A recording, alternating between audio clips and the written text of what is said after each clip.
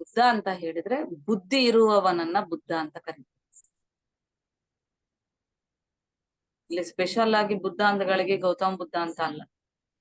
ಈಗ ಪತ್ರಿಜಿಯವರು ಒಬ್ಬ ಬುದ್ಧರು, ಮಹಾವೀರರು ಒಬ್ಬ ಬುದ್ಧರು, ನಾವು ಸಹ ಬುದ್ಧರೇ. ಆದ್ರೆ ನಾವ್ ಇನ್ನ ಬುದ್ಧರ ಆಗಿಲ್ಲ, ಬುದ್ಧರ ಆಗ್ತಾ ಇದೀವಿ, ಆಗೋ ದಾರಿನಲ್ಲಿದೀವಿ, ಆಗೋ ದಾರಿನಲ್ಲಿದೀವಿ. ಒಂದ್ಸತಿ ಪತ್ರಿಜಿಯವರು ಪ್ರಶ್ನೆ ಮಾಡಿದ್ರು, ನೀವೆಲ್ಲರೂ ಪಿರಮಿಡ್ ವ್ಯಾಲಿನಲ್ಲಿ ನಾವೆಲ್ಲರೂ ಹೋಗಿರ್ತೀವಲ್ವಾ ಬುದ್ಧ ಪೂರ್ಣಿಮಾ ಸಂಭ್ರಮಾಚರಣೆಗಳ ಸಮಯದಲ್ಲಿ, ಕೇಳಿದ್ರು ನೀವೆಲ್ಲರೂ ಇಲ್ಲಿಗೆ ಯಾಕೆ ಬಂದಿದ್ದೀರಾ ಅಂತ ಕೇಳಿದ್ರು. ನೀವೆಲ್ಲರೂ ಯಾಕೆ ಬಂದಿದ್ದೀರಾ ನಮ್ಗೆ ಏನ್ ಹೇಳ್ಬೇಕು, ಬುದ್ಧ ಪೂರ್ಣಿಮಾಗ್ ಬಂದಿದೀವಿ ಅಷ್ಟೇ, ನೀವೆಲ್ಲ ಯಾಕೆ ಬಂದಿದ್ದೀರಿ, ನಿಮ್ಮನ್ನ ನೋಡಕ್ ಬಂದಿದೀವಿ ಸಾರ್. ನನ್ನನ್ನು ಯಾವತ್ತು ನೋಡಿಲ್ವಾ ಅಂತ ಕೇಳಿದ್ರು. ಹೌದಲ್ವಾ, ನೋಡಿದೀವಿ, ಮತ್ತೆ ಯಾಕೆ ಬಂದಿದೀವಿ ನಾವು ಬುದ್ಧರಾಗಿಲ್ಲ, ನಾವು ಬುದ್ಧರಾಗ ಸಲುವಾಗಿ ಇಲ್ಲಿ ಬಂದಿರ್ತಕ್ಕಂಥವ್ರು. ಬುದ್ಧರಾಗಿದ್ರೆ ಯಾಕೆ ಹುಟ್ಟತಾ ಇದ್ವಿ ಇಲ್ಲಿ, ಹುಟ್ಟತಾ ಇರ್ಲಿಲ್ಲ. ನಾವ್ ಇಲ್ಲಿ ಹುಟ್ಟಿದೀವಿ, ಇಲ್ಲಿಗ್ ಬಂದಿದೀವಿ ಅಂದ್ರೆ ನಾವು ಬುದ್ಧರಾಗಿಲ್ಲ ಅಂತ ಅರ್ಥ. ನೋಡಿ, ನಮ್ ಬಗ್ಗೆ ನಾವು ತಿಳ್ಕೊಳ್ತಕ್ಕಂಥದ್ದು, ಆಗ ಸಲುವಾಗಿ ಬಂದಿರ್ತಕ್ಕಂಥ ವಿಚಾರಗಳನ್ನ ತಿಳ್ಕೊಳ್ಳೋ ಸಲ. ಬುದ್ಧ ಅಂದ್ರೆ ಎಲ್ಲರೂ, ಪ್ರತಿಯೊಬ್ಬರು ಒಬ್ಬ ಸಾಧಾರಣ ಸಹಜ ಸಾಮಾನ್ಯ ಮನುಷ್ಯನೇ ಎಂದು ತಿಳಿದುಕೊಂಡಿರುವವನು. ಬುದ್ಧ ಅಂತ ಹೇಳಿದ್ರೆ ನನ್ನಲ್ಲಿ ಯಾವುದೇ ಪ್ರತ್ಯೇಕತೆಗಳು ಇಲ್ಲ ಎಂದು ತಿಳಿದುಕೊಂಡಿರು. ಬುದ್ಧ ಅಂತ ಹೇಳಿದ್ರೆ ಇತರರೆಲ್ಲರಲ್ಲೂ ಸಹ ಯಾವುದೇ ಪ್ರತ್ಯೇಕತೆಗಳು ಇಲ್ಲ ಅಂತ ತಿಳ್ಕೊಂಡಿರ್ತಕ್ಕಂಥ. ನೋಡಿ, ನನ್ನಲ್ಲೂ ಯಾವುದೇ ಪ್ರತ್ಯೇಕತೆ ಇಲ್ಲ, ಇನ್ನೊಬ್ರಲ್ಲೂ ಯಾವುದೇ ಎಲ್ಲರಲ್ಲೂ ಒಂದೇ ಇರೋದು ಅಂತ ತಿಳ್ಕೊಂಡಿರು. ಬುದ್ಧ ಅಂತ ಹೇಳಿದ್ರೆ ಒಬ್ಬ ಮಹಾಶೂನ್ಯ, ಒಬ್ಬ ಮಹಾಶೂನ್ಯ, ಅಲ್ಲಿ ಏನು ಇಲ್ಲ, ಎಲ್ಲ ಇರೋದು ಶೂನ್ಯ. ನಾವು ಶ್ವಾಸದ ಮೇಲೆ ಗಮನ ಇಟ್ಟಾಗ ಶರೀರದಿಂದ ಮನಸ್ಸಿನೆಡೆಗೆ, ಮನಸ್ಸಿನಿಂದ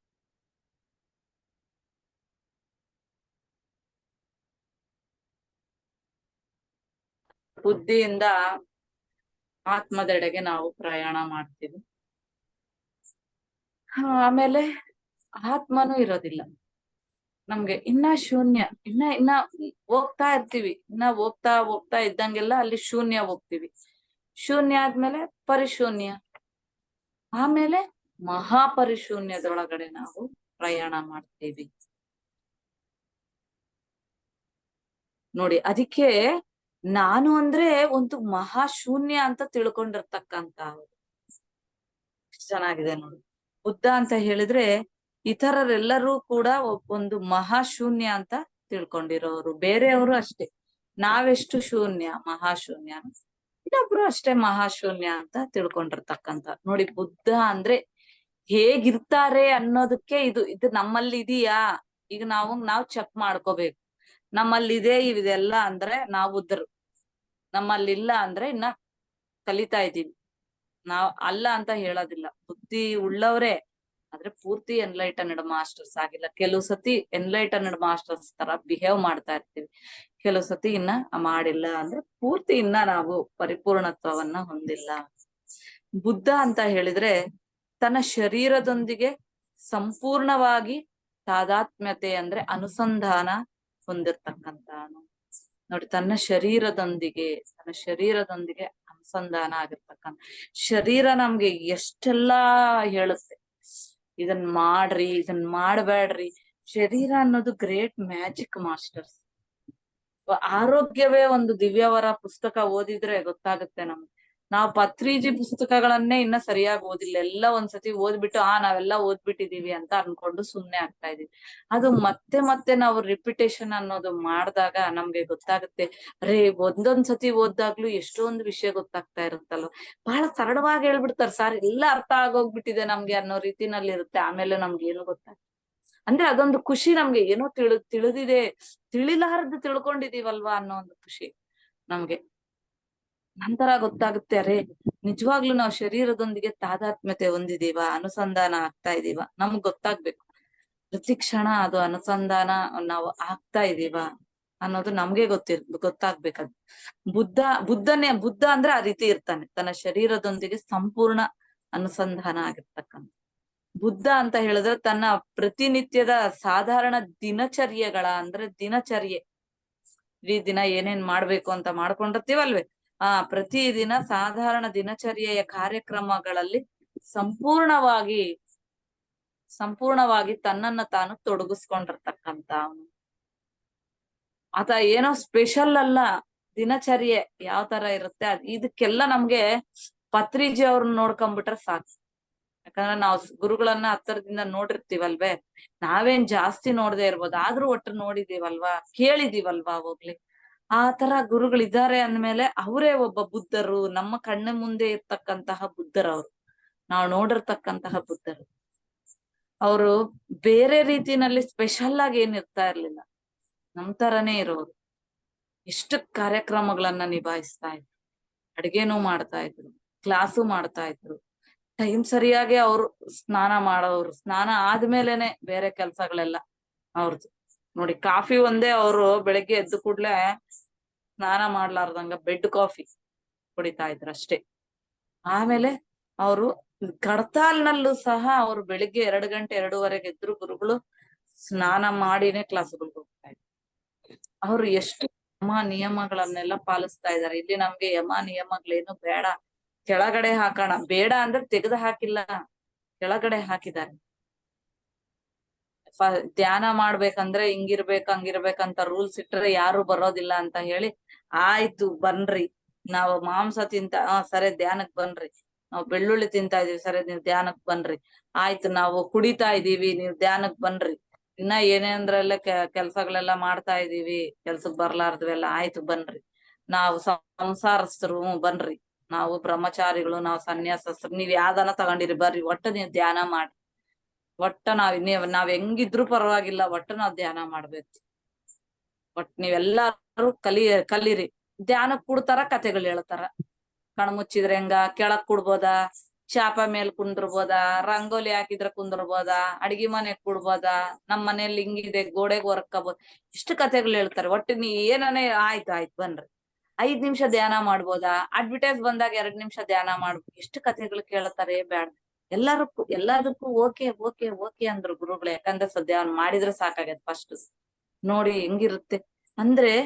ಸಾಧಾರಣವಾಗಿ ಮನುಷ್ಯರನ್ನ ಕರ್ಕೊಂಡ್ ಬರೋ ಸಲುವಾಗಿ ಎಲ್ಲಾ ರೀತಿನಲ್ಲೂ ಗುರುಗಳು ಧ್ಯಾನ ಮಾಡ್ರಿ ಅಷ್ಟೇ.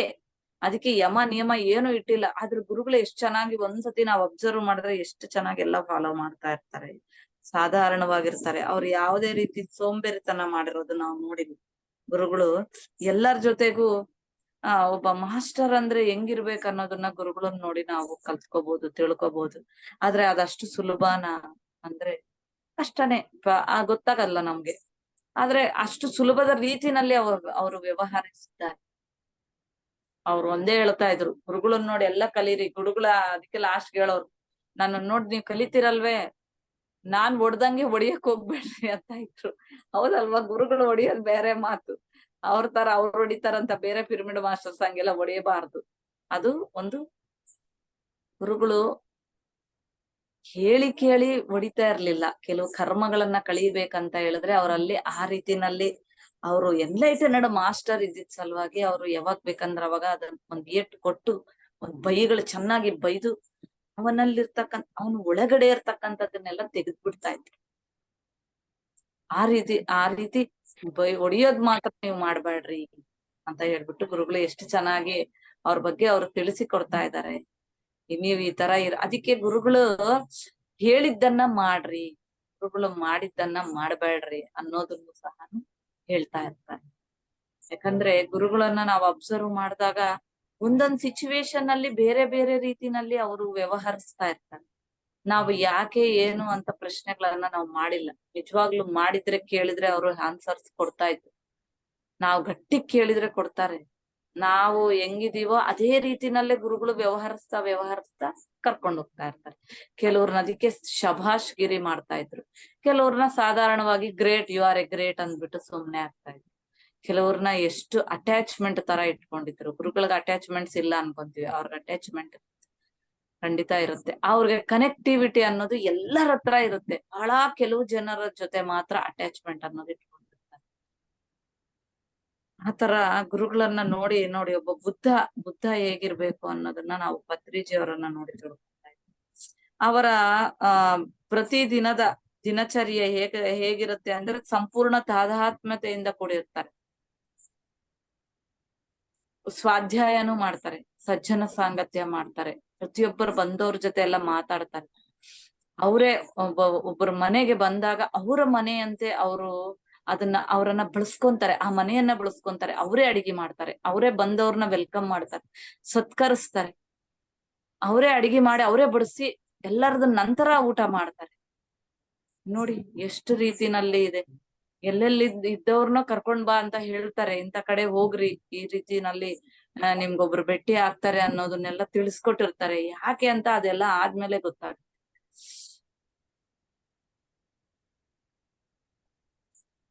ಕನಸಿನ ರೂಪದಲ್ಲೂ ಬಂದು ಗುರುಗಳು ನಮ್ಗೆ ಬೋಧನೆಯನ್ನ ಮಾಡ್ತಾ ಇರ್ತಾರೆ, ಧ್ಯಾನದ ರೂಪದಲ್ಲಿ, ಜೀವನಾನುಭವದ ರೂಪದಲ್ಲಿ. ನಮಗೆ ಅದಕ್ಕೆ ಗುರುಗಳು ಹೇಳ್ತಾರೆ, ಮತ್ತೆ ನಮ್ಮನ್ ಭೇಟಿ ಆಗ್ಬೇಕಂದ್ರೆ ಒಂದು ಈಗ ಸಶರೀರವಾಗಿ ಇಲ್ಲದೆ ಇರೋ ಸಲುವಾಗಿ ನಾವ್ ಯಾವ ತರ ನಿಮ್ಮನ್ ಭೇಟಿ ಆಗ್ಬೇಕು ಅಂದ್ರೆ, ನೀವು ಶ್ವಾಸವನ್ನ ಗಮನಿಸ್ತಾ ಇರ್ರಿ. ನೀವು ಶ್ವಾಸದ ಜೊತೆ ಇದ್ರೆ ನನ್ ಜೊತೆ ಇದ್ದಂಗೆ ಹೇಳ್ತಾರೆ. ಹಂಗೆ ಎಲ್ಲರಲ್ಲೂ ನನ್ನನ್ನ ನೋಡ್ರಿ. ಮಕ್ಕಳನ್ನ ಯಾವ ತರ ನೋಡ್ಕೋಬೇಕು ಸಾರ್ ಅಂತ ಕೇಳಿದಾಗ, ಒಬ್ರು ಪ್ರಶ್ನೆ ಮಾಡಿದಾಗ, ಫಸ್ಟ್ ಟೈಮ್ ರಾಯಚೂರಿಗೆ ಬಂದಾಗ, ಅಂದ್ರೆ ನಾವು 2008 ಅವಾಗೊಂದು ಹುಡುಗಿ ಕೇಳಿದ್ವಿ, ನಾವ್ ಯಾವ ತರ ಮಕ್ಳನ್ನ ನೋಡ್ಕೋಬೇಕು ಸರ್.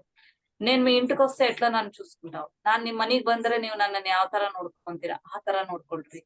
ನೋಡಿ, ಮಕ್ಕಳು ಬೇಕು ಬೇಕು ಬೇಕು ಬೇಕು ಅಂತ ಅಷ್ಟು ಪರಿತಪಿಸ್ತಾರೆ. ನಿಜವಾಗ್ಲೂ ಆ ಮಕ್ಕಳನ್ನ ಆ ತರ ನಾವ್ ನೋಡ್ಕೊಂತ ಇದ್ದೀವ? ತಾಯಿ ತಂದೆ ನಿಜವಾಗ್ಲೂ ಆ ತರ ನೋಡ್ಕೊಂತ ಇದ್ದೀವ? ಗಮನಿಸ್ಕೊಳ್ರಿ ಅಂತ ಹೇಳ್ತಾ ಇರ್ತಾರೆ. ಆ ತರ ಯಾರು ಹೇಳ್ತಾರೆ ಹೇಳಿ? ಒಬ್ಬ ಬುದ್ಧರು, ಒಬ್ಬ ಪಿರಮಿಡ್ ಮಾಸ್ಟರ್, ಒಬ್ಬ ಪತ್ರಿಜಿ ಅವರು ನಮ್ಗೆ ಸಾಧಾರಣವಾಗಿ ಇರ್ತಾನೆ ಅದನ್ನೆಲ್ಲ ನಮ್ಗೆ ತಿಳಿಸ್ಕೊಟ್ಟಿರೋರು.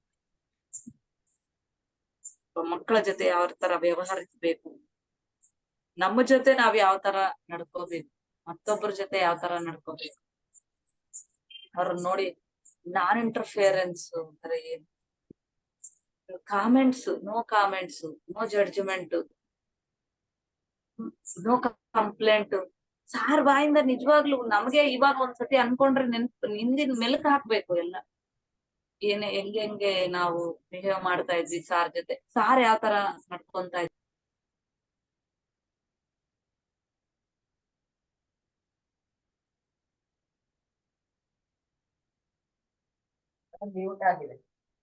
ಬಂದವ್ರ ಜೊತೆ ಯಾವ ತರ ನಡ್ಕೊಂತ ಇದ್ರು, ಮಾತಾಡಿದಾಗ ಏನಾದ್ರು ಕಂಪ್ಲೇಂಟ್ ಮಾಡ್ತಿದ್ರ ಸರ್?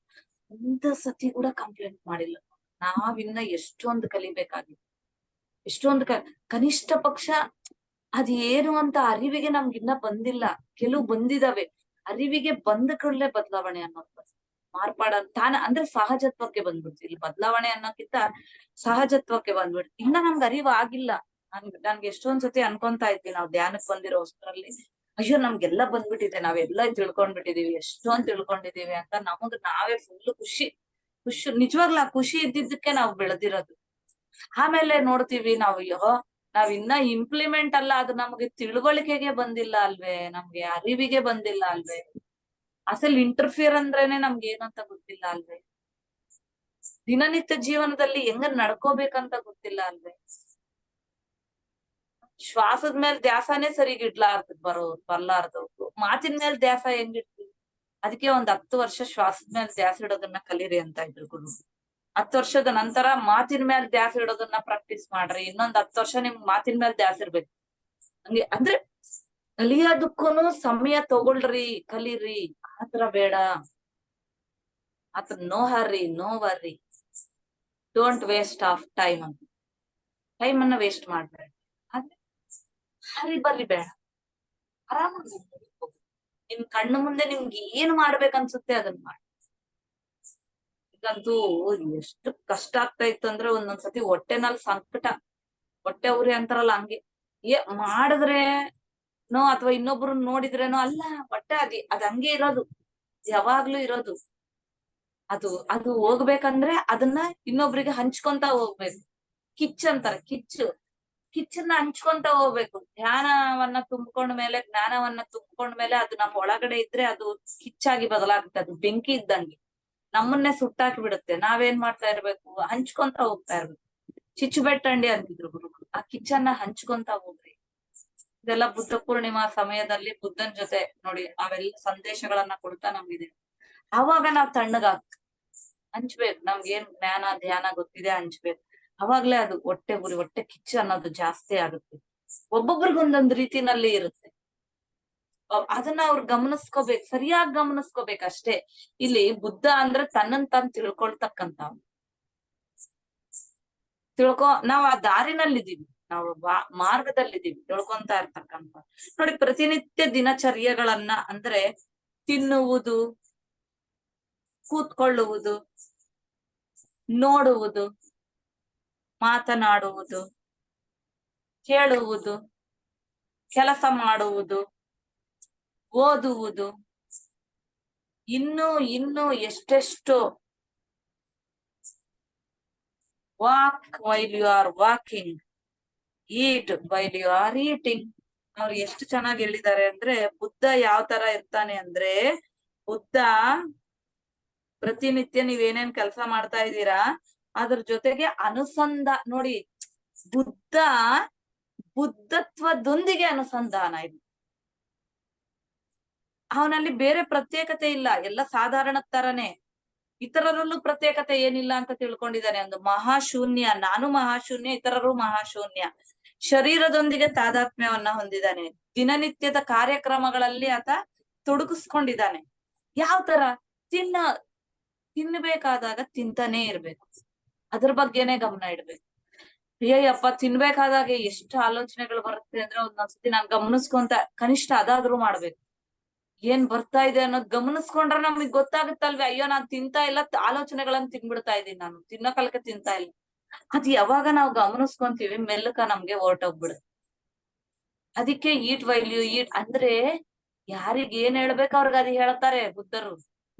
ನೋಡಿ ಕೂತ್ಕೊಳ್ಳೋದು, ಯಾವ ತರ ಕೂತ್ಕೋಬೇಕು ಅನ್ನೋದನ್ನ ನೀವು ಕಲೀರಿ. ಯಾರ ಮುಂದೆನಾದ್ರೂ ಕೂತ್ಕೊಂಡು ಕಾಲ್ ಮೇಲ್ ಕಾಲ್ ಹಾಕೊಳ್ಳೋದೇನ್ ತಪ್ಪಲ್ಲ, ಸರಿ ಹಾಕೊಂಡ್ ಅಲ್ಗಂತ ಹಿಂಗ ಕುತ್ಕೊಂಡ್ರೆ ಕಾಲನ್ನ ಏನಾದ್ರೂ ಚೆನ್ನಾಗಿ. ಅವತ್ತು ಕಾಲ್ ಮೇಲ್ ಕಾಲ್ ಹಾಕೊಂಡ್ ಕುತ್ಕೊಂಡ್ರೆ ಕಮೆಂಟ್ ಮಾಡಿಲ್ಲ, ಅವತ್ತು ಮಾಡಿ. ಆದ್ರೆ ಅಲಗಾಡಿಸ್ತಾ ಇರ್ತಾರೆ, ಆತರ ಮಾಡ್ಬಾರ್ದು ಅಂತ ಹೇಳಿ, ಅವ್ನಿಗೆ ಅಲ್ಲಿ ಬುದ್ಧಿ ಇಲ್ಲ ಅಂತ ಹೇಳಿ ಆತರ ಮಾಡ್ಬಾರ್ದು ಅಂತ. ಅಂದ್ರೆ ಕೂತ್ಕೊಳ್ಳೋದು, ನೋಡ್ತಾ ಇರ್ತೀವಿ, ಒಂದು ಕ್ಷಣನೂ ನಾವು ನೋಡೋದ್ರ ಕಡೆ ನೋಡೋದೇ ಇಲ್ಲ. ಆಕಾಶ ನೋಡ್ತೀವಿ, ಭೂಮಿ ನೋಡ್ತೀವಿ, ಪ್ರಾಣಿ ಪಕ್ಷಿಗಳನ್ನ, ಗಿಡ ಮರಗಳನ್ನ ನೋಡ್ತಾ ಇರ್ತೀವಿ, ಅಥವಾ ಏನೇ ನೋಡ್ಲಿ, ನೋಡೋ ಕಡೆ ನಮ್ಮ ದೃಷ್ಟಿ ಹೆಂಗಿರುತ್ತೆ, ಮೈಂಡ್ ಆ ಕಡೆ ಇರುತ್ತಾ ಗಮನಿಸ್ಕೋಬೇಕು. ಅಯ್ಯೋ ಹಂಗಂತೂ ಒಂದು ಕ್ಷಣನೂ ಇರೋದಿಲ್ಲ, ನಿಜವಾಗ್ಲೂ ಎಲ್ಲೆಲ್ಲೋ ಓಡೋಗ್ತಾ ಇರುತ್ತೆ, ಗಮನಿಸ್ಕೊಂತಾನೆ ಇರ್ತೀನಿ. ಅದೇನೋ ಮಾತಾಡ್ತಾ ಇರ್ಬೇಕಾದಾಗ ಅಲ್ಲಿ ಹೋಗು ಗಮನಿಸ್ಕೊಂತಾ ಇರ್ತೀನಿ, ಅವಾಗ ಇದೆಯಾ ಇಲ್ವಾ ಅಂತ ಚೆಕ್ ಮಾಡ್ಕೊಂತಾ ಇರ್ತೀನಿ. ಇದ್ರೆ ನನಗ್ ಬಹಳ ಖುಷಿ ಆಗ್ತಾ ಇರುತ್ತೆ, ನನ್ಗೆ ಅಮ್ಮಯ್ಯ ಇದೆ. ನಾನ್ ಮಾತಾಡ್ತಾ ಇರ್ಬೇಕಾದಾಗ ನಾನ್ ಗಮನಿಸ್ಕೊಂತಾ ಇರ್ತೀನಿ. ಆದ್ರೆ ಆಕಾಶ ನೋಡ್ತಾ ಇರ್ತೀನಿ, ಅಲ್ಲಿ ಎಲೆಗಳು ನೋಡ್ತಾ ಇರ್ತೀನಿ, ಒಂದು ಕ್ಷಣನೂ ಅದ್ರ ಕಡೆ ನೋಡೋದಿಲ್ಲ, ಹಿಂಗೆ ತಿರುಗಿಸ್. ಅಂದ್ರೆ ಅಂದ್ರೆ ನಮ್ ಗಮನ ಇಲ್ಲ. ಯಾವಾಗ ನಾವು ಓಶೋ ಅವ್ರ ಪುಸ್ತಕಗಳು ಓದ್ತಾ ಇದ್ರೆ, ಅವ್ರ 14 ವರ್ಷ ಒಂದೇ ನೋಡ್ತಾ ಇದ್ರಂತೆ. ಅವ್ರು ಒಂದು ನೀರನ್ನೇ ನೋಡಕೊಂತ ಇದ್ರೆ ನೋಡಿ, ಹರಿಯ ನೀರನ್ನ ನೋಡ್ತಾ ಇರ್ತೀವಿ, ಮತ್ತೆ ಒಂದು ಕ್ಷಣ ಹರಿಯ ನೀರು ಅದೇ ನೀರ್ ಇರುತ್ತ, ಬೇರೆ ಇರುತ್ತೆ, ಹೌದಾ ಇಲ್ವೇ? ನಮ್ಗೆ ಎಷ್ಟೊತ್ ನೋಡಿದ್ದೆ ನೋಡ್ಬೇಕು ನಡಿ ಅನ್ಕೊಂತೀವಿ, ಒಂದು ಕ್ಷಣನೂ ನೋಡಲ್ಲ, ಎಷ್ಟೊತ್ ನೋಡ್ತೀವಿ ಅನ್ಕೊಂತೀವಿ. ಆದ್ರೆ ಅವ್ರು 14 ವರ್ಷ ನೋಡಿದ್ರ, ಪ್ರತಿದಿನ ಹೊಸಾದ್ ನೋಡ್ತಾ ಇದ್ದೀನಿ, ಪ್ರತಿದಿನ ಅಲ್ಲ ಪ್ರತಿ ಕ್ಷಣ ಹೊಸಾದ್ ನೋಡ್ತಾ ಇದ್ದೀನಿ ಅಂತ. ಬುದ್ಧರನ್ನೆಲ್ಲ ನೋಡಿ ನಾವು ತಿಳ್ಕೊಂತಾ ಇದೀವಿ. ನೋಡಿ ಇನ್ನ ತಿಳ್ಕೊಂತಾ ಇದೀವಿ, ನಾವ್ ಆಗಿಲ್ಲ ಇನ್ನ ಬುದ್ಧರು. ಇವಾಗ ಗೊತ್ತಾಗ್ತಾ ಇದೆ ಆ ಪಾಯಿಂಟ್ ಗುರುಗಳು ಯಾಕೆ ಕೇಳಿದ್ರು ನಮ್ಗೆ, ಯಾಕೆ ಬಂದಿದ್ದೀರಾ ನೀವಿಲ್ಲಿ? ಬುದ್ಧರಾಗಸಲ್ವಾ? ಈ ಜನ್ಮದಲ್ಲಿ ಅವಕಾಶ ಸಿಕ್ಕಿದೆ, ಏನೇನ್ ಮಾಡ್ಬೇಕು ಎಲ್ಲ ಕೆಲ್ಸಗಳು ಮಾಡ್ಕೊಂತ ಹೋಗಿ, ಆತ್ರ ಬೇಡ, ಮತ್ತೆ ಮಾಡ್ಬೇಕಷ್ಟೇ. ಎಲ್ಲ ಮಾಡ್ಬೇಕು, ತಿಳ್ಕೊಬೇಕು. ಫಸ್ಟ್ ಮಾಡಕ್ಕಿಂತ ಮುಂಚೆ ತಿಳ್ಕೊಬೇಕು. ಅದಕ್ಕೆ ತಿಳ್ಕೊಳ್ರಿ, ಸುಮ್ಮನೆ ಕೂತ್ಕೊಳ್ರಿ ಅಷ್ಟ್ ನೀವ್ ಮಾಡ್ಬೇಡ್ರಿ, ಏನು ಮಾಡೋದ್ ಬೇಡ, ಸುಮ್ಮನೆ ಕೂತ್ಕೊಳ್ರಿ, ಕೇಳಿದ್ದಾದ್ಮೇಲೆ ಎಷ್ಟ್ ದಿವಸ ಕೇಳತ್ತೀವಿ, ಸ್ವಲ್ಪ ಆಚರಣೆನಲ್ಲಿಡ್ತಾ ನಿಮ್ಗೆ ನಿಮ್ಮ ಅನುಭವಗಳು, ನೀವ್ ಏನೇನು ಜ್ಞಾನ ಪಡ್ಕೊಂಡಿದ್ದೀರಾ ಅದನ್ನ ಇನ್ನೊಬ್ರ ಹತ್ರ ಶೇರ್ ಮಾಡ್ಕೊಳ್ಳಿ. ಈಗ ನಾನ್ ಶೇರ್ ಮಾಡ್ತಾ ಇದ್ದೀನಲ್ವೇ, ನೋಡ್ತಾ ಇರ್ತೀನಿ, ನನಗ್ ಗೊತ್ತಾಯ್ತು, ಇತ್ತೀಚೆಗೆ ಕಲ್ತ್ಕೊಂಡಿದ್ದೀನಿ ನಾನು. ಇತ್ತೀಚೆಗೆ ಕಲ್ತ್ಕೊಂಡು ಒಂದ್ ಸ್ವಲ್ಪ ಹೊತ್ತು ನೋಡ್ತಾ ಇರ್ತೀನಿ, ನನಗೆ ನೋಡ್ತಾ ಕಣ್ಣೇ ಮುಚ್ಕೊಂಡು ಹೋಗ್ಬಿಡ್ತಾವ. ಅದೊಂಥರ ಖುಷಿನೇ. ಎಷ್ಟೊತ್ ನೋಡ್ತೀವಿ, ಓಕೆ ಆದ್ರೆ ನೋಡೋದನ್ನು ಕಲಿಬೇಕು ಸ್ವಲ್ಪ ಹೊತ್ತು. ಏಯಪ್ಪ ಎಷ್ಟ್ ಗಂಟೆ ಹಿಂಗೇ ನೋಡ್ತಾ ಇರ್ತಾರೆ ಅದೊಂಥರ. ನೋಡಿ ನೋಡುವುದರಲ್ಲಿ ಇದ್ದಾಗ ಇಷ್ಟೊಂದು ಕಲಿತೀವಿ ಗೊತ್ತಾ ನಾವು. ಹಿಂಗ್ ನೋಡ್ತಾ ಇರ್ತೀವಿ, ನೋಡ್ತಾ ನೋಡ್ತಾ ನೋಡ್ತಾ ಸುಮ್ನೆ ನೋಡ್ಬೇಕಷ್ಟೇ. ಅಲ್ಲಿ ಕಾಮೆಂಟ್ ಇರೋದಿಲ್ಲ, ಜಡ್ಜ್ಮೆಂಟ್ ಇರೋದಿಲ್ಲ, ಕಂಪ್ಲೇಂಟ್ ಇರೋದಿಲ್ಲ.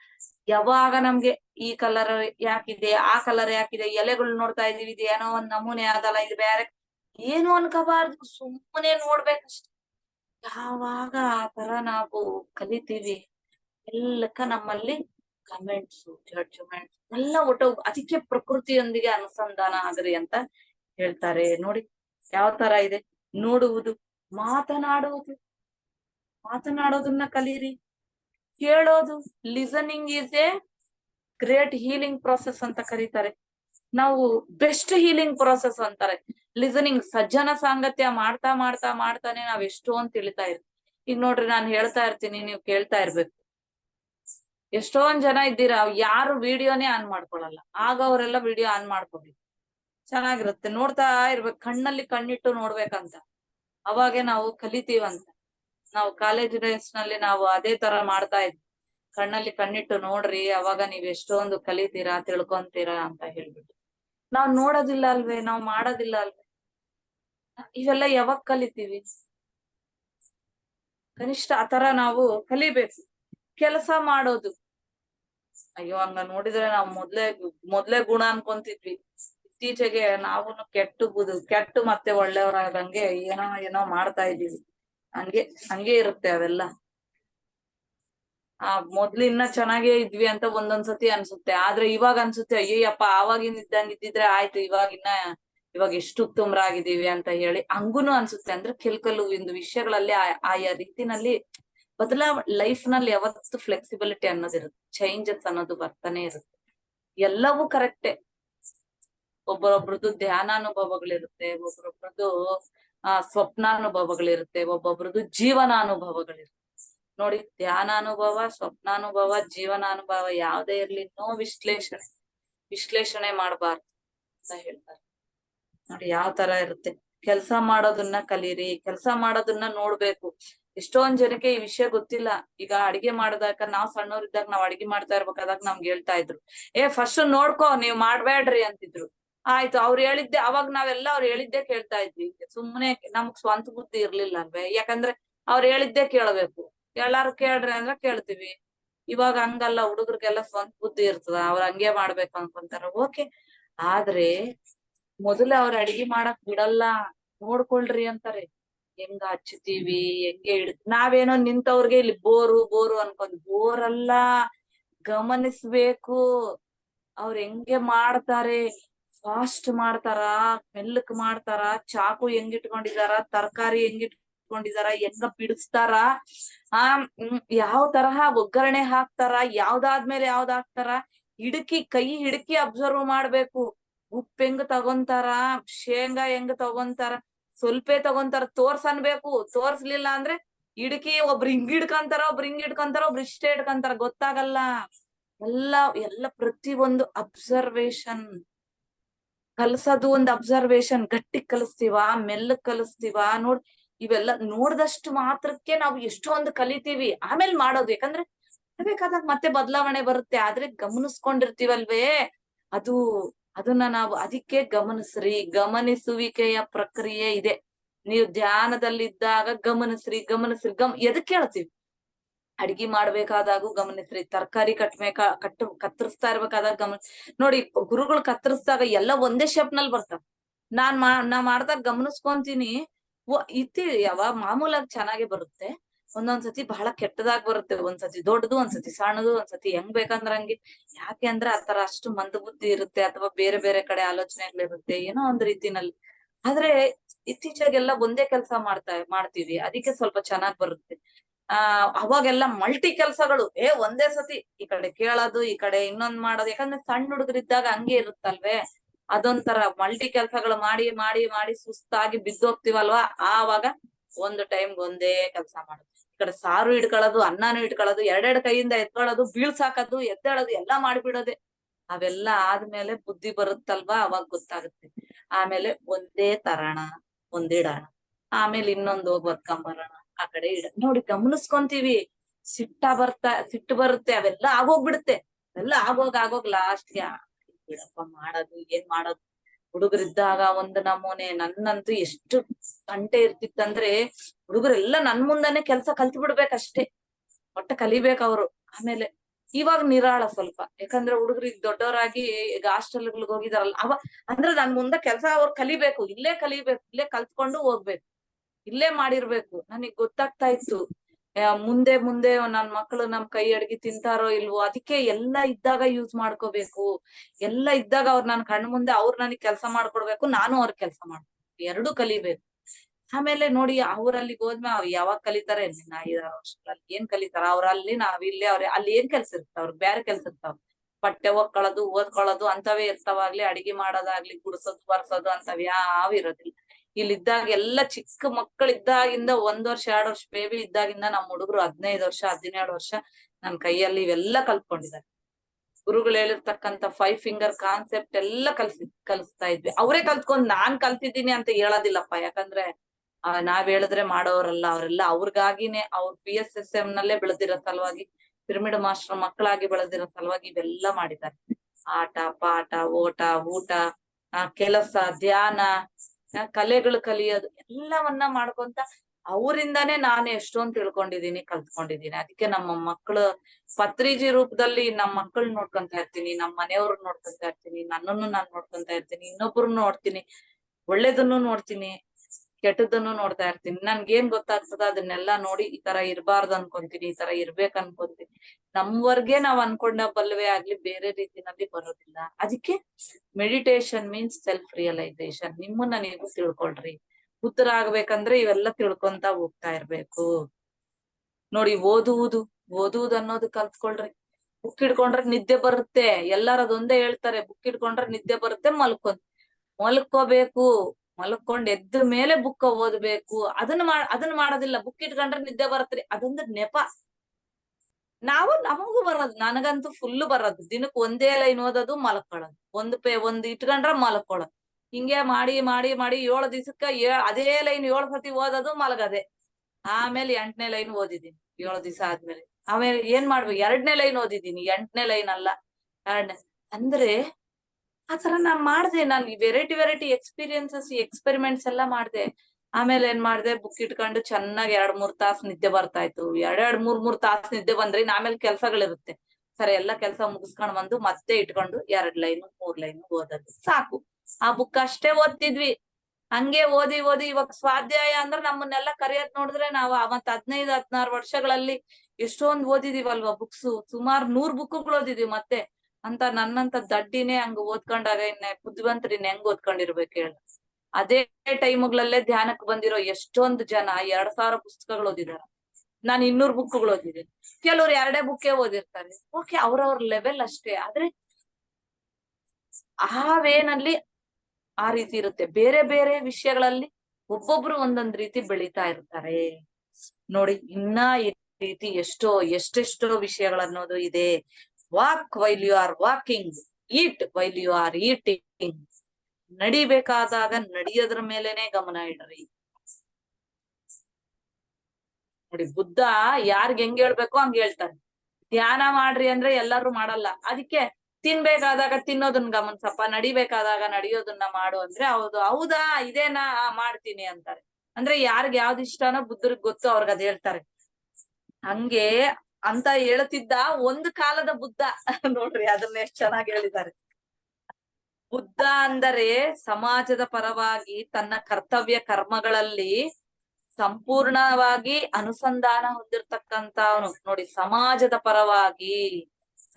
ಪರವಾಗಿ ತನ್ನ ಕರ್ತವ್ಯ ಕರ್ಮಗಳಲ್ಲಿ ಸಂಪೂರ್ಣ ಅನುಸಂಧಾನ ಹೊಂದಿರ್ತಕ್ಕಂಥವನು ಬುದ್ಧನು. ಅಂದ್ರೆ ಸಕಲ ಪ್ರಾಣಿ ಕೋಟಿಯೊಂದಿಗೆ ಸಂಪೂರ್ಣ ಅನುಸಂಧಾನ ಹೊಂದಿರ್ತಕ್ಕಂಥವನು. ಬುದ್ಧ ಅನ್ನುವ ಪದಕ್ಕೆ ಮತ್ತೊಂದು ಹೆಸರೇ ತಾದಾತ್ಮ್ಯತೆ. ನೋಡಿ, ಬುದ್ಧ ಅಂದ್ರೆ ಅನುಸಂಧಾನ, ಜೊತೆಗಿರೋವನು ಬುದ್ಧ.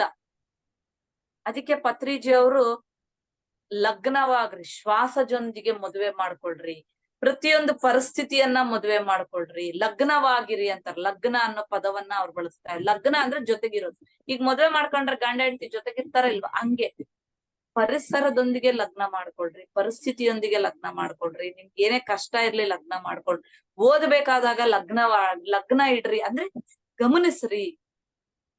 ಲಗ್ನ ಅಂದ್ರೆ ಜೊತೆಗಿರೋದು, ಊಟ ಮಾಡ್ಬೇಕಾದಾಗ ಅದ್ರ ಜೊತೆಗಿರ್ರಿ, ಜೊತೆಗೆ ಇರೋದು. ಈಗ ಕೇಳ್ತಾ ಇದೀವಿ, ಕೇಳೋದ್ರ ಜೊತೆಗಿರ್ರಿ, ಮಾತನಾಡುವುದರ ಜೊತೆಗೆ ಇರ್ರಿ. ನೋಡಿ, ಜೊತೆಗಿರೋದನ್ನ ಲಗ್ನವಾಗು ಅಂತಾರೆ. ಅದನ್ನೇ ಸಂಪೂರ್ಣ ತಾದಾತ್ಮ್ಯತೆ ಅಂತ ಕರೀತಾರೆ. ನೋಡ್ರಿ, ಸಂಪೂರ್ಣ ಅನ್ನೋ ಪದ ಪ್ರಾಪಂಚಿಕವಾಗಿ ಬಳಸ್ತೀವಂತ, ಪರಿಪೂರ್ಣ ಅನ್ನೋ ಪದ ಆಧ್ಯಾತ್ಮಿಕವಾಗಿ ನಾವು ಬಳಸ್ತೀವಿ. ನೋಡಿ, ಇಂಥ ವಿಷಯಗಳೆಲ್ಲ ಮಾತಾಡ್ತಾ ತಿಳ್ಕೊಂತಾ ಇದ್ವಿ. ನಾನು ಹೊರಗಡೆ ಹೋಗೋದು ಬಹಳ ಕಡಿಮೆ, ಮಂದಿ ಜೊತೆ ಮಿಂಗಲ್ ಜಾಸ್ತಿ ಆಗೋದಿಲ್ಲ. ಯಾಕಂದ್ರೆ ನನ್ನ ಬಾಯಿನೂ ಸರಿಗಿಲ್ಲ ಅಂತ ಹೇಳಿ ನನಗೂ ಅಕಸ್ಮಾತ್ ಬೈಯೋದಿದ್ರೆ ಬೈದ್ ಬಿಡ್ತೀನಿ ಪಟ್ಟ ಅಂತ. ಅದಕ್ಕೆ ಯಾಕ್ ಬೇಕು, ಸುಮ್ನೆ ನನ್ ಪಾಡಿಗೆ ನಾನ್ ಇರ್ಬೇಕು. ನನ್ ಮಾತ್ ಚೆನ್ನಾಗಿದೆ ಅಂದಾಗ ಹೋಗ್ಬಿಡೋಣ, ಇಲ್ಲ ಅಂದ್ರೆ ಸುಮ್ನೆ ಯಾಕೆ ಅಂತ ಸ್ವಲ್ಪ ದೂರ ಇರ್ತೀನಿ. ಅಂದ್ರೆ ನನ್ನ ಬಗ್ಗೆ ನಾನ್ ತಿಳ್ಕೊಂಡಿದ್ದೀನಿ. ಯಾಕೆ ಆ ಟೈಮಲ್ಲಿ ಹೋಗೋದ್ ಬೇಡ. ಸ್ವಲ್ಪ ಪೌರ್ಣಮಿ ಅಮಾವಾಸ್ಯೆಗಳ ಟೈಮ್ನಲ್ಲಿ ಕ್ಲೀನಿಂಗ್ ಪ್ರೋಸೆಸ್ ಜಗ್ಗಿ ಬರ್ತಾ ಇರುತ್ತಲ್ವೇ, ಡೇಟ್ ಸಮಯದಲ್ಲಿ, ಹಬ್ಬ ಹರಿದಿನಗಳಲ್ಲಿ ಎನರ್ಜಿ ಹೆಚ್ಚಿಗಾದಂಗೆಲ್ಲ ಬಾಯಿ ಶುದ್ಧಿ ಇರೋದಿಲ್ಲ ನಮ್ದು ಅಂತಾನೆ ಅಲ್ಲ, ಜನರಲ್ ಆಗಿ. ಅಂದ್ರೆ ಮೆಂಟಲ್ ಕೇಸಸ್ ಅಂತಾರಲ್ವಾ, ಆ ಭಾವನಾಮಯ ಪ್ರಪಂಚ ಅನ್ನೋದು ಕ್ಲೀನಿಂಗ್ ನಡೀತಾ ಇರ್ಬೇಕಾದಾಗ ಎಲ್ಲರಿಗೂ ಆ ರೀತಿ ಇರುತ್ತೆ. ಇದು ಗಮನಿಸ್ಕೋಬೇಕು. ಅದನ್ನ ನಾನ್ ಗಮನಿಸ್ಕೊಂಡಿದೀನಿ. ಅಯ್ಯೋ, ಅದಕ್ಕೆ ಆ ಟೈಮಲ್ಲಿ ಸ್ವಲ್ಪ ಮೌನಗಳು, ಸ್ವಲ್ಪ ಮಾತ್ ಕಡಿಮೆ ಮಾಡೋದು, ಅಥವಾ ಯಾರನ್ನು ಮನೆಗ್ ಬರ್ರಿ ಅಂತ ಹೇಳೋದಿಲ್ಲ, ಅಥವಾ ನಾನ್ ಹೊರಗೆ ಹೋಗೋದಿಲ್ಲ. ಆ ಟೈಮ್ಗಳಲ್ಲಿ ಸ್ವಲ್ಪ ದೂರ ಇರ್ತಾ ಇರ್ತೀನಿ. ಯಾಕಂದ್ರೆ ನನಗ್ ಗೊತ್ತು, ಯಾಕಂದ್ರೆ ಅನುಭವ ಪಡ್ಕೊಂಡಿದ್ದೀನಿ ನಾನು. ಅದನ್ನ ಅನುಭವಿಸಿದೀನಿ ಕೂಡ. ಎಲ್ಲರ ಜೊತೆ ಆತರ ಮಾತಾಡಿ ವ್ಯವಹರಿಸಿದೀನಿ, ಕೆಟ್ಟದಾಗಿ ಮಾತಾಡ್ತೀನಿ ಅಲ್ವಾ ಅಂತ ನನಗ್ ದಿಗಿಲು. ಅಯ್ಯೋ, ಅದಕ್ಕೆ ಕಂಟ್ರೋಲ್ ಮಾಡ್ಕೊಂಡು ನಾನು ಸುಮ್ನೆ ಆಗ್ತಾ ಇದ್ದೆ. ಅಂದ್ರೆ ನಮ್ಮ ಬಗ್ಗೆ ನಾವು ಗಮನಿಸ್ಕೊಂಡಾಗ, ನಮ್ಗೆ ಅರಿವು ಬಂದಾಗ ಬಾಯಿ ಮುಚ್ಕೊಂಡು ತೆಪ್ಪಗಾಗದ್ ಕರೆಕ್ಟ್ ಅಂತ ಹೇಳಿ ನಮ್ಮವರೇ ಇದ್ದಾಗ ಹಂಗೆ ಮಾತಾಡ್ಕೊಳ್ಳೋದು, ಇಲ್ಲ ಸುಮ್ನೆ. ನೋಡಿ, ನಮ್ಮ ಜೊತೆ ನಾವು ಆ ರೀತಿ ಕರ್ತವ್ಯ ಕರ್ಮಗಳಲ್ಲಿ ತೊಡಗಿಸ್ಕೊಂಡಾಗ ಕಲಿತೀವಿ ನಾವುನು. ಒಬ್ಬ ಬುದ್ಧ ಅಂತ ಹೇಳಿದ್ರೆ ಒಂದು ಸಮಾಜದ ಕರ್ತವ್ಯ ಕರ್ಮಗಳಲ್ಲಿ ಸಂಪೂರ್ಣವಾಗಿ ತೊಡಗಿಸ್ಕೊಂಡವ್ರು. ಬುದ್ಧ ಅಂದ್ರೆ ಸಕಲ ಪ್ರಾಣಿ ಕೋಟಿಯೊಂದಿಗೆ ಸಂಪೂರ್ಣ ತಾದಾತ್ಮ್ಯತೆಯನ್ನ ಹೊಂದಿರ್ತಕ್ಕಂಥ. ನೋಡಿ, ನಾವು ಪ್ರಾಣಿಗಳ ಜೊತೆ ಆತರ ವ್ಯವಹಾರ ಮಾಡ್ತೀವ? ಇವಾಗ ಎಷ್ಟೋ ಉತ್ತಮ. ಭಯ ಪಟ್ರು ಇವಾಗ ಅಷ್ಟೊಂದ್ ಭಯ ಪಡ್ಲಾರ್ದೆ ಎಲ್ಲಾದ್ರ ಜೊತೆಗೂ ಇರ್ತೀವಿ. ಹಾಯ್ ಅನ್ಕೊಂತ ಸುಮ್ನೆ ಇರ್ತೀವಿ. ಅವ್ರ ಜೊತೆ ಜಾಸ್ತಿ ಹೋಗಿಲ್ಲ ಅಂದ್ರು ಸುಮ್ನೆ ಇರ್ಕೊಂತ ಇರ್ತೀವಿ. ಒಂದು ಮರ ನೋಡಿದ್ರು ಮುಟ್ಟಿ ಎಂಜಾಯ್ ಮಾಡ್ತೀವಿ, ಎಲೆ ನೋಡಿದ್ರೆ ಮುಟ್ಟುತ್ತೀವಿ. ಇವಾಗ ಸುಮ್ನೆ ಕಿತ್ತೋದಿಲ್ಲ. ತಿನ್ನಕ್ ಏನ್ ಬೇಕೋ ಅಂತ ಸೊಪ್ಪುಗಳೆಲ್ಲ ತಂದ್ಕೊಂತೀವಿ, ಆದ್ರೆ ಸುಮ್ನೆ ಕಿತ್ತೋದಿಲ್ಲ ಮರ ಗಿಡಗಳನ್ನ ಅಂತ ಅಷ್ಟೇ. ಆ ರೀತಿ ಬುದ್ಧ ಅನ್ನೋ ಒಂದು ಪದಕ್ಕೆ ಮತ್ತೊಂದು ಹೆಸರೇ ತಾದಾತ್ಮ್ಯತೆ, ಅಂದ್ರೆ ಅನುಸಂಧಾನ. ತನ್ನ ಶೂನ್ಯದೊಂದಿಗೆ ತಾದಾತ್ಮ್ಯತೆ, ತನ್ನ ಬಾಹ್ಯದೊಂದಿಗೆ ತಾದಾತ್ಮ್ಯತೆ. ಅಸಲು ನಿಜವಾಗಿಯೂ ಸಂಘರ್ಷಣೆ ಅಂದ್ರೆ ಘರ್ಷಣೆ ಅನ್ನುವ ಪದಕ್ಕೆ ಅರ್ಥನೇ ಇಲ್ಲ. ನೋಡಿ, ಆತನ ಒಳಗಡೆ ಘರ್ಷಣೆ ಅನ್ನೋದೇ ಇರೋದಿಲ್ಲ. ನಮ್ಮ ಒಳಗಡೆ ಇರುತ್ತಾ ಇಲ್ವಾ ಅಂತ ಈಗ ನೋಡ್ಕೊಂಡು, ಯಾರ ಒಳಗಡೆ ಘರ್ಷಣೆ ಇರುತ್ತೆ ಇನ್ನ ಬುದ್ಧ ಆಗಿಲ್ಲ. ಆವಾಗ ನನಗ್ ಗೊತ್ತಾಯ್ತು, ಓಯಪ್ಪ ನಾನು ಇನ್ನ ಆಗಿಲ್ಲ. ನಾವೆಲ್ಲ ಖುಷಿ ಪಡ್ತಾ ಇದ್ವಿ, ವಿ ಆರ್ ಆಲ್ ಬುದ್ಧ ಗಳಿಗೆ. ನಮಗ ಪತ್ರಿ ಸರ್ ಅಂದ್ರಲ್ಲ, ಫುಲ್ ಖುಷಿ. ಸಾರ್ ಎಲ್ಲರಿಗೂ ಚಪ್ಪಾಳೆ ಹಾಕ್ಸ್ಕೊಂತ ಅಪ್ರಿಸಿಯೇಟ್ ಮಾಡ್ತಾ ನಮ್ಮನ್ನೆಲ್ಲ ಬೆಳೆಸ್ತಾ ಇದ್ರು. ಹಂಗೆ ಎಷ್ಟು ಚೆನ್ನಾಗ್ ಬೆಳೆಸೋರಂದ್ರೆ, ಅಬ್ಬಾ ನಾವೇ ನಿಜವಾಗ್ಲೂ ಆಗೋಗ್ಬಿಟ್ಟಿದೀವಿ ಅನ್ನೋ ರೀತಿ. ಯಾಕಂದ್ರೆ ಆತರ ಮಾಡಿದ್ರೆ ನಿಜವಾಗ್ಲೂ ನಾವ್ ಕಲಿತೀವಿ, ಏನೇನೋ ಕೆಲ್ಸಗಳೆಲ್ಲ ಮಾಡ್ಬಿಡ್ತೀವಿ. ಗುರುಗಳ ಜೊತೆ ಇರ್ತೀವಲ್ವಾ, ಅದು ಅನ್ಕೊಂತ ಮಾಡ್ಬಿಡ್ತಾ ಇರ್ತೀವಿ. ಅಷ್ಟು ಖುಷಿ ನಮ್ಗೆ. ಅದಕ್ಕೆ ಘರ್ಷಣೆ ಅಂದ್ರೆ ಆತ್ಮಲೋನಿ ಶಾಂತಮು ಆತ್ಮಲೋನಿ ಅಭಯಮು. ಆತ್ಮದಲ್ಲಿನ ಶಾಂತಿ, ಆತ್ಮದಲ್ಲಿನ ಅಭಯ, ಅದರ ಹೆಸರು ಮೋಕ್ಷ. ನಮ್ಮಲ್ಲಿ ಇದೆಯಾ ನೋಡ್ಕೋಬೇಕು. ಅಷ್ಟು ಶಾಂತತೆ ನಮ್ಮಲ್ಲಿ ಇದೆಯಾ? ಮತ್ತೆ ನಾವೇನಾದ್ರು ಸ್ವಲ್ಪ ಹೆಚ್ಚು ಕಡಿಮೆ ಮೊದಲಿದ್ದಷ್ಟು ಇವಾಗ ಇದೀವ? ಇಲ್ಲ. ಎಷ್ಟು ಬದಲಾವಣೆ ನೋಡ್ರಿ. ಮೊದಲಿದ್ದಂಗೆ ಇವಾಗ ಇಲ್ಲ, ನಾವು ಬದಲಾಗಿದೀವಿ. ಬಹಳಷ್ಟು ಬದಲಾವಣೆ ಬಂದಿದೆ. ಅದೇ ಟ್ರೈನ್ ನಲ್ಲಿ ಹೋಗ್ತಾ ಇದೀವಿ, ರೈಟ್ ವೇ ನಲ್ಲಿ ಹೋಗ್ತಾ ಇದೀವಿ. ಮುಂದಕ್ ಡ್ರೈವರ್ ಅವ್ರು ಕರ್ಕೊಂಡ್ ಹೋಗ್ತಾರೆ, ನಮ್ಗೆ ಎಲ್ಲಿ ಕರ್ಕೊಂಡ್ ಹೋಗ್ಬೇಕು ಅಲ್ಲಿ ಕರ್ಕೊಂಡ್ ಹೋಗ್ತಾ ಇರ್ತಾರೆ. ಅಷ್ಟೊಂದು ಘರ್ಷಣೆ ಇಲ್ಲ. ಇದ್ದಾಗ ನೋಡ್ತಾ ಇರೋದು, ಆ ಘರ್ಷಣೆಯನ್ನು ನೋಡ್ತಾ ಇರ್ಬೇಕಷ್ಟೇ, ಏನ್ ನಡೀತಾ ಇದೆ ಅಂತ ಹೇಳಿ. ನೋಡಿ, ಘರ್ಷಣೆ ಅನ್ನೋ ಪದಕ್ಕೆ ಅರ್ಥನೇ ಇಲ್ಲ, ಅಲ್ಲಿ ಇಲ್ವೇ ಇಲ್ಲ ಅಂತ. ಆ ಪದ ಅನ್ನೋಕ್ಕೆ ಇಲ್ವೇ ಇಲ್ಲ. ಆ ಬುದ್ಧ ಅಂದ್ರೆ ಅಷ್ಟು ಶಾಂತ ರೀತಿಯಲ್ಲಿ ಇರ್ತಾರೆ. ನೋಡಿ, ಭಯ, ದುಃಖ, ಸಂಶಯ, ಆವೇಶ ಅನ್ನುವ ಪದಗಳಿಗೆ ಸ್ವಲ್ಪವೂ ಅರ್ಥವೇ ಇಲ್ಲ. ಅದ್ ಸ್ವಲ್ಪವೂ ಅಲ್ಲಿ ದಾರಿನೇ ಇಲ್ಲ. ಅಂದ್ರೆ ಅಲ್ಲಿ ಏನ್ ಇಲ್ಲೇ ಇಲ್ಲ. ಅದಕ್ಕೆ ಅವರನ್ನ ಬುದ್ಧತ್ವ ಅಂತ ಕರೀತಾರೆ. ಅವರನ್ನ ಅದನ್ನ ತಾವುಲೇನಿದೆ ಬುದ್ಧತ್ವ, ಅದನ್ನ ಬುದ್ಧತ್ವ ಅಂದ್ರೆ ಆ ಸ್ಥಿತಿ, ಅದನ್ನ ಸ್ಥಿತಿ ನೋಡಿ. ಭಯ ಇಲ್ಲ, ದುಃಖ ಇಲ್ಲ, ಒಂದು ಸಂಶಯ ಇಲ್ಲ, ಎಲ್ಲ ಪ್ರಶ್ನೆಗಳಿಗೂ ಉತ್ತರ ಇದೆ ಅವ್ರ ಹತ್ರ.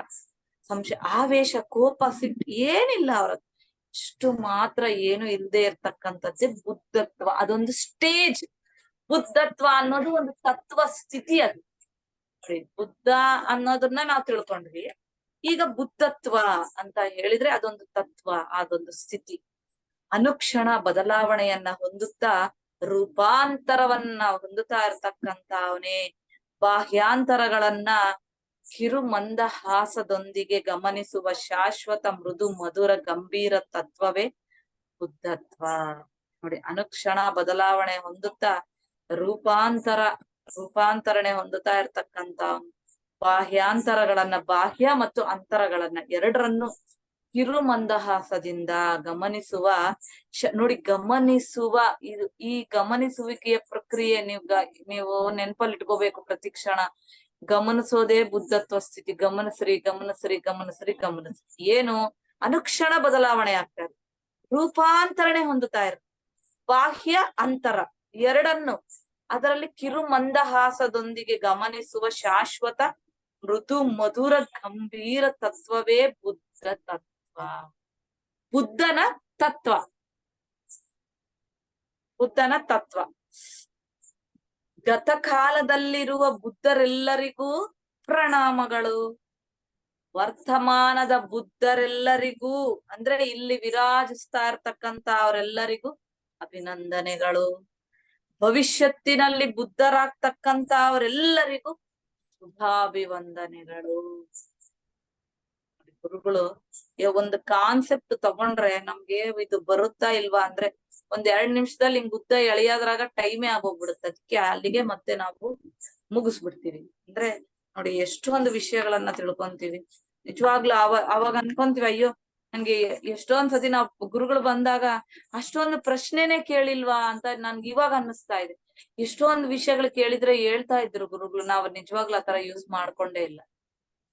ಸುಮ್ನೆ ಇರ್ತೀವಿ. ಅಂದ್ರೆ ಗೊತ್ತಿಲ್ಲ ನಮ್ಗೂನು. ಫಸ್ಟ್ಗೆಲ್ಲ ನಾವು ಸಾಧಾರಣವಾಗಿ ಗುರುಗಳ ಜೊತೆ ಇರ್ತಾ ಇದ್ವಿ. ಸುಮ್ಮನೆ ಬಹಳ ಸಾಧಾರಣವಾಗಿರ್ತಾ ಇದ್ವಿ. ಆಮೇಲೆ ಎಲ್ಲರೂ ಹೇಳಿದ್ದು ಸಾರ್ ಹೊಡಿತಾರೆ, ಬೈತಾರೆ, ಆವೇಶಕ್ಕೊಳಗ ಹಂಗೆಲ್ಲ ಹೇಳಿ ಕೊನೆಗೆ ಗುರುಗಳಂದ್ರೆ ನಾವೇ ಸುಮ್ನೆ ಭಯ ಪಟ್ವಿ. ಅವ್ರ ಜೊತೆ ಹಂಗಿದ್ರು ಅವ್ರು ಏನ್ ಮಾಮೂಲಾಗಿ ಇರ್ತಾ ಇದ್ರು. ನಾವೇ ಬೇಕಂತ ಭಯ ಪಡೋದು. ಬೇಡ ಬಿಡಪ್ಪ, ಹೊಡಸ್ಕೊಂತಾರ ಬೈಸ್ಕೊಂಡ್ರೆ ಏನಾಗುತ್ತೆ ಅನ್ಕೊಂಡ್ ಆಮೇಲೆ ಏನ್ ಅನಿಸ್ತಾ ಇರ್ಲಿ. ಆದ್ರೂ ನಾವ್ ಏನು ಕಾನ್ಸೆಪ್ಟ್ಗಳು ಅನ್ನೋದು ಜಾಸ್ತಿ ಕೇಳಿಲ್ಲ. ಅಲ್ಲಿಗೂ ಒಂದ್ 2-3 ಕಾನ್ಸೆಪ್ಟ್ಸ್ ಸಾರು ಹೇಳಿದ್ದಾರೆ.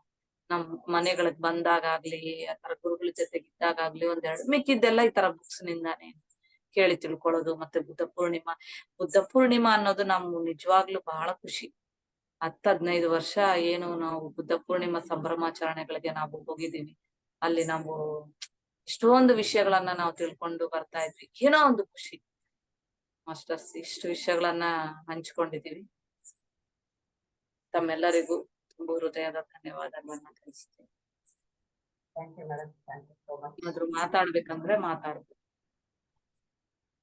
ಮಾಸ್ಟರ್ಸ್ ಏನಾದ್ರು ಹೇಳ್ಬೇಕು, ಮಾತಾಡ್ಬೇಕು ಅಂದ್ರೆ ಅನ್ಮ್ಯೂಟ್ ಮಾಡ್ಕೊಂಡು ಮಾತಾಡಿ. ಏನು ಮಾತಾಡೋದಿಲ್ಲ ಅಂದ್ರೆ ಧ್ಯಾನ.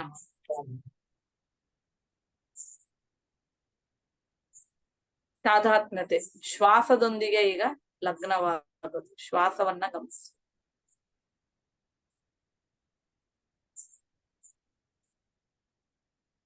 ಓಕೆನಾ? ಧ್ಯಾನಕ್ಕೆ ಕೂತ್ಕೊಳ್ಳೋಣ. ಮೊದಲನೇದಾಗಿ ನಮ್ಮೆಲ್ಲರ ಗುರುಗಳಾದ ಬ್ರಹ್ಮಶ್ರೀ ನಮಸ್ಕಾರ ಮಾಡ್ಕೊಂಡು ಧ್ಯಾನ ಸ್ಥಿತಿಯಲ್ಲಿ ಕೂತ್ಕೊಳ್ಳೋಣ. ನಮ್ಮ 2 ಕೈ ಬೆರಳುಗಳನ್ನ ಲಾಕ್ ಮಾಡಿಕೊಂಡು ಕಾಲುಗಳನ್ನ ಕ್ರಾಸ್ ಮಾಡಿ ಕಣ್ಣುಗಳನ್ನ ಹಗುರವಾಗಿ ಮುಚ್ಚಿ ಸ್ವಲ್ಪ ಆಸನದಲ್ಲಿ ಕೂತ್ಕೊಳ್ಳೋಣ.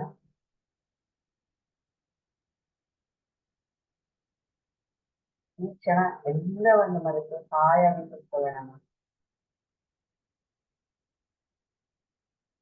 ಕೇವಲ ನಮ್ಮಲ್ಲಿ ನಡೆಯುತ್ತಿರುವ ಸಹಜವಾದ, ಸರಳವಾದ, ಸುಲಭವಾದ ಉಸಿರಾಟವನ್ನು ಗಮನಿಸ್ತಾ ಇರೋಣ.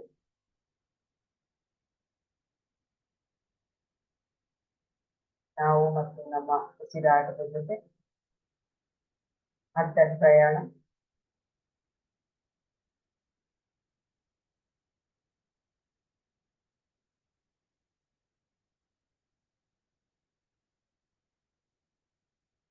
ನಾವು ಮತ್ತು ನಮ್ಮ ಉಸಿರಾಟದ ನಡುವೆ ಯಾವುದೇ ಭಾವನೆಗಳು, ಕಲ್ಪನೆಗಳು, ಆಲೋಚನೆಗಳು ಯಾವುದು ಬೇಡ.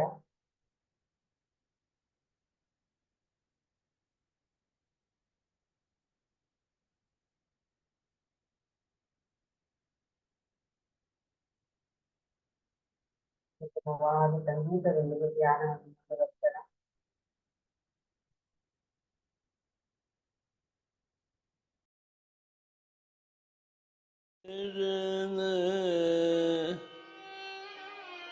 Yeah.